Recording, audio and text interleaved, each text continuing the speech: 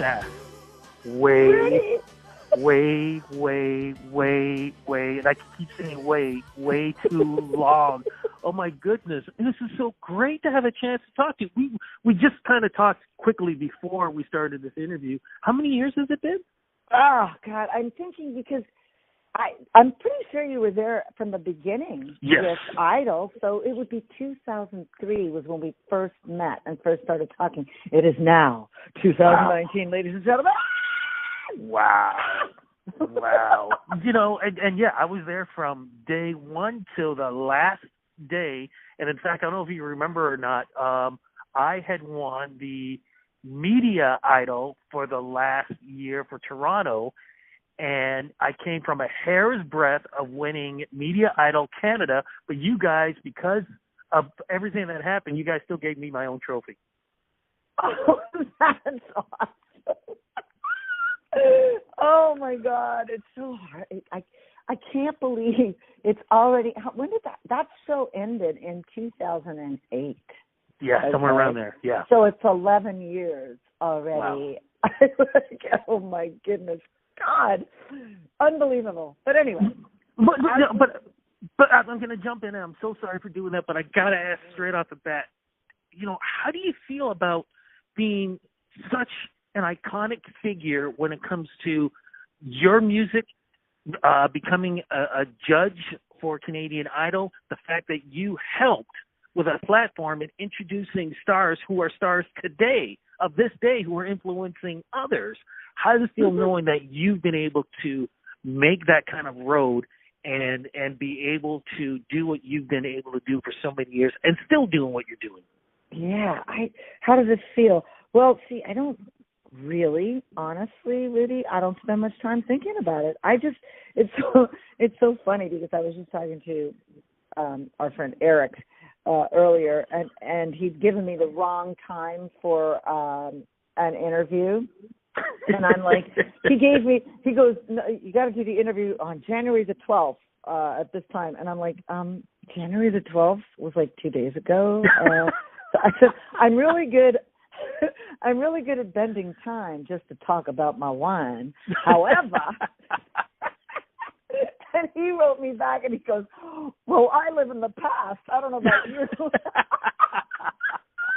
And I'm like, well, isn't that interesting? No, I actually don't live in the past. I live so much in the future, well, the now, and planning and scheduling and thinking of ideas for the future because it's a constant state of creation. You know what I'm saying? So I never think about the past, but everything you just said when you were saying how's it feel to be, to have been involved in all this, I think it's an honor. If I think about it, what an honor.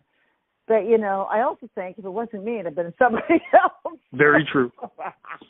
But nobody would have done it as classy and as cool as you did it. You were fantastic, which is why it's great to talk now because, as you said, you think about today, you think about what's going to happen with tomorrow, and you kind of sort of change your, logo a little bit because you're into something that no other artist in Canada has ever done. Americans have done it, but a Canadian artist hasn't done it. What are we talking about here? You're talking about wine? Yes, I am. But it's no other female has done it because there's definitely I'm pretty sure for some reason this is coming into my head. I'm pretty sure the guy from Jim Cuddy. I can't think of the name of the band. Yeah. You're right. I'm pretty sure he has a wine and yes. And so I'm pretty sure there are. But they're all men. I don't know why. I appear to be the first female one, which is not unusual for me, being the pioneer. Yeah, but it's just because I love wine, you know what I mean? And I love music. And what goes together better than wine and music? Very honestly. True. Yeah. Very true. So how did it come to you to decide, hey, I want to get into this because that is a tough business to get into. Music is tough. This is also a tough venue to be in also. Oh, yeah. See, that's a really good point, Rudy. But you see, here's another thing. I don't ever think about what it will take to do it. I just think I want to do that. And then somehow if you walk around constantly thinking about how cool it'd be, and then I could do this with it, and I'd be this, and I'd be doing that, and I'd be this. It's funny how that seems to just magnetize what you need to do it. It's the wildest thing, and that's how basically my entire life has been conducted in that way. Because I mean, how the heck did I ever become like a professional singer or a musician? How did that happen? Well, I thought about it constantly, and I wanted to do it constantly, and that's all I thought. I was so single-minded about it. With the wine, I woke up one morning and thought, you know what? I'd like to make my own wine. Why the hell can't I'm going to make my own wine. That's it. And then I started thinking about the name. What was I going to call it? What was it going to taste like? All of this stuff. And then rather rapidly, the means to manifest it came to me. It's the weirdest thing. Yeah. And what is the name? The name is Kick-Ass Sass. What else gonna be? Oh, yeah, because my name, strangely enough, is not only a name, it's also an attitude. It's a vibe. It's a thing. So, you know, and it rhymes. Ass. I mean, I've been called, you know, people have said, Sass, you're an ass my whole life. So I figured, yeah, okay, well, then I'll kick your ass. Kick-Ass Oh, my God. Sass. I just love that. So how did you go about coming up with the flavor? Like, how many are there different types of Kick-Ass Sass? Like, what exactly is provided? Well, see, the thing is because when you do a wine, a blend, which is what there's a white and a red. So the white is a blend of two of my least favorite grapes on earth, which would be, or what I thought, sorry. Let me correct that. What I thought were my two least favorite grapes on earth, Chardonnay and Riesling.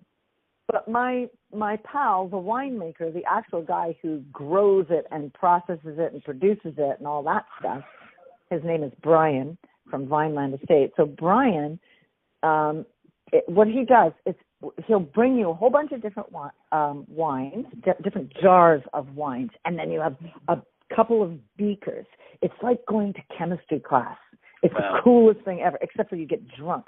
So anyways, so there's these beakers, and then he goes, okay, I know sort of what you like, and I know what you don't like. So I'm going to put this wine in here I'm going to put like 20% of this, and 30% of this, and 100% of this, you know, obviously not 100%, ain't a percent. Anyways, you know what I'm trying to say here. So, and he says, now you taste that and tell me exactly what you think. So you taste it, and you go, ew, there's too much of this, or it's too sour, or this tastes like a horse's ass.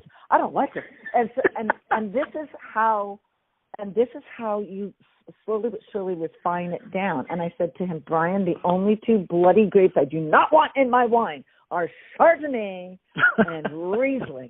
And he goes, don't you worry, sister. I got you covered. I got you covered.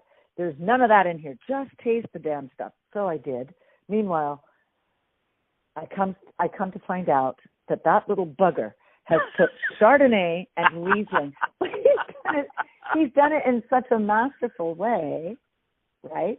The dumbass, Kick-Ass Sass, don't know. I didn't know. The real deal is this. With Chardonnay, they tend to oak Chardonnay. So the Chardonnay grape will often be aged in oak barrels, which gives it this, for me, absolutely repulsive, disgusting flavor that makes me hurl if I smell it. Which is why I didn't really want it in my wine, if you can understand what I'm saying. I can understand what you're saying, but it's there, though. No, here, I got it. No, it's not. Because we didn't use oaked Chardonnay. When it's not oaked, it's one of the most delightful, brilliant, sparkling, delicious, gorgeous flavors you've ever tasted in your life. So I didn't know that any more than you just did. And so that's why he goes, you got Chardonnay and Riesling in there. I'm like, what? I'm gonna bark. Wait a minute, but it tastes like you know, God's gift to humanity. What the heck is this? Anyways, and that's when he explained to me it's not oaked. That's the difference. So what a fascinating and intriguing little nugget of information. I had no idea. Now the red is a Cabernet Franc, which is it's one of the most gorgeous grapes, and it's straight up Cabernet Franc. So I described it in those little blurbs, and I think those are the best descriptions of both of them that I can come up with. Dragon's blood, yeah, baby. So it's like dragon's blood. No, I'm curious though. Have you heard anything from critics? Because you know how these wine tasters can be. They can be tough. Have you heard anything from them? And what's the response been? It's the same as music critics, Rudy. I'm not making it for anybody that doesn't like it. Mm-hmm. It's not being made for them anyway, and I'm definitely not going up. I'm not making this wine to be an award winner. I don't care.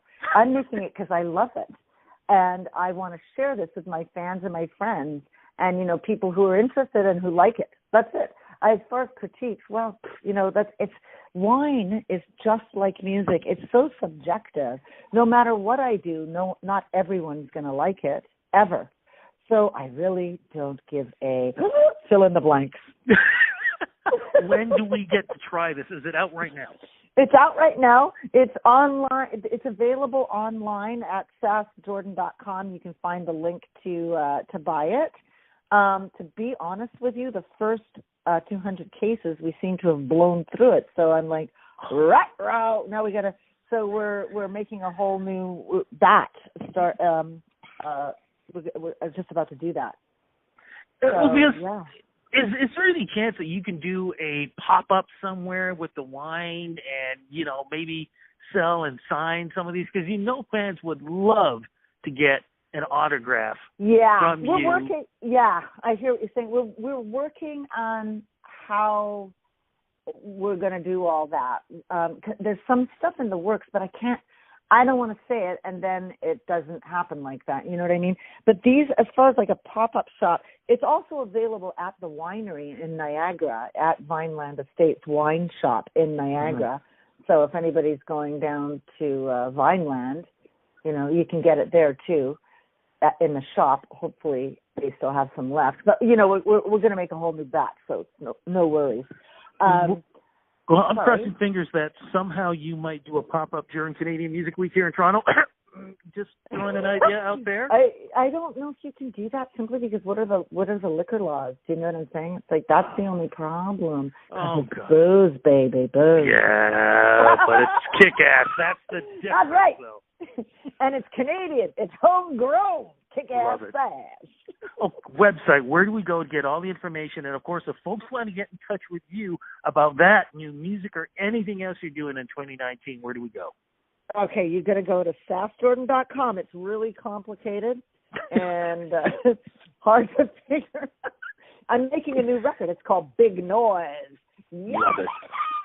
Love it. So, it's very exciting. So, all the information that you need on all things Sass, if you want them or are interested, you would go to sassjordon.com. Sass, I love you to death. I had a blast hanging with you and the rest of the folks during Canadian Music Week, during Canada's Canadian Idol. So many different events. Oh, my goodness. Like I said, you have been a true groundbreaker. And you're still doing it. She's still doing it. I love this. Thank you, my dear. I hope it's an inspiration to everybody else. That's all I say. Never, ever stop. Just do what you love. Do it. Do it. Do it. Big time. Big time. Look, like I said, big love to you. Let's get together soon, and congratulations on all this. Oh, thank you so much, Rudy. It's a pleasure talking to you, as always. And we will talk soon. I will make you